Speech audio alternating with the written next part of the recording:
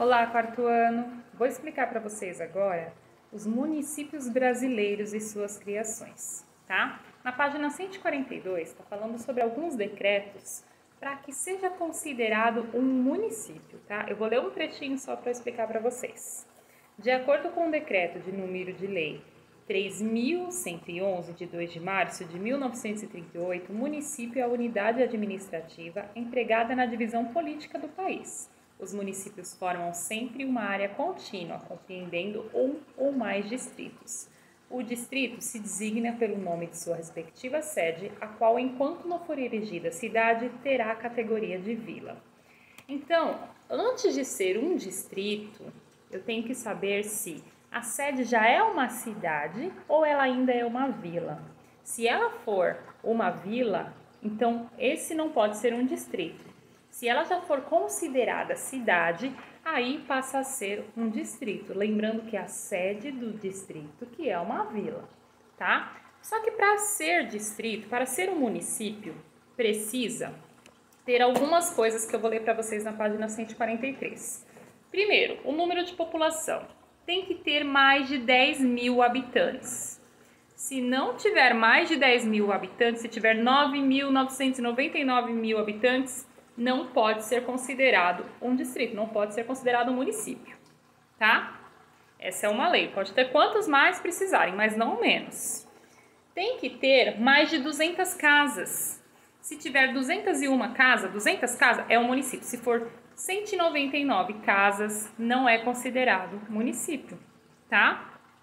E tem que ter 10% dos habitantes tem que ser eleitores, ou seja, se a cidade tem 10 mil habitantes, 10% deles tem que votar, tá? E quem que não vota? Criança não vota, tem que ter mais de 16 anos para votar, tá? Tem que ter mais de 10% de eleitores. Não adianta ter uma cidade com 10 mil pessoas e ela não tiver 10% de eleitores. Mas um monte delas são crianças. Se não tiver 10% de eleitores, certo? Não é considerado município. Se eu não tiver essas três coisas, eu não tenho município. Não adianta eu ter mais de 10 mil pessoas na população. Mas eu tenho 199 casas. Essas 10 mil pessoas moram em 199 casas. Eu ainda não tenho. Eu tenho que ter as três coisas, tá bom? Quem que pode votar? Aqui também está explicando. Pessoas maiores de 16 anos, brasileiras ou naturalizadas, têm o direito de votar. Tá? E aqui tem um trechinho explicando sobre impostos, que são taxas obrigatórias feitas ao governo, ok? Essas taxas, as taxas são feitas em trocas de serviços e os impostos são pagamentos obrigatórios. Vocês vão aprender um pouquinho mais sobre isso no próximo conteúdo.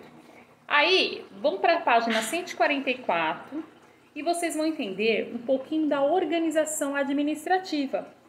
Por exemplo, eu tenho aqui a prefeitura, certo? A prefeitura, quem que fica lá na prefeitura? E a prefeitura cuida do quê? Ela vai cuidar de assuntos ligados aos cidadãos, como educação, saúde, transporte, impostos, entre outros. Esse grupo de pessoas é o prefeito e os seus secretários, tá? Aí eu tenho aqui, o prefeito, o vice-prefeito, o secretário, são representantes do poder executivo. O Poder Executivo é responsável pelas leis, administrações de negócios públicos. O prefeito e o vice-prefeito são escolhidos pelo voto das pessoas. E aí cada um deles vai escolher os seus secretários, tá? Isso daqui é a formação do Poder Executivo.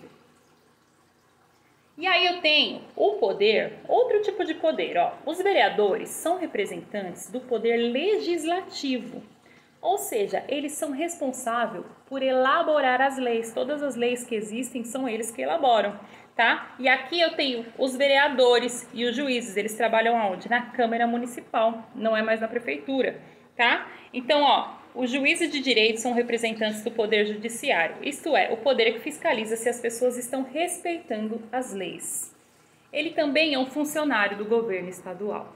Tá bom? Vocês vão fazer algumas atividades, a página 145, 146 e 147, tá bom?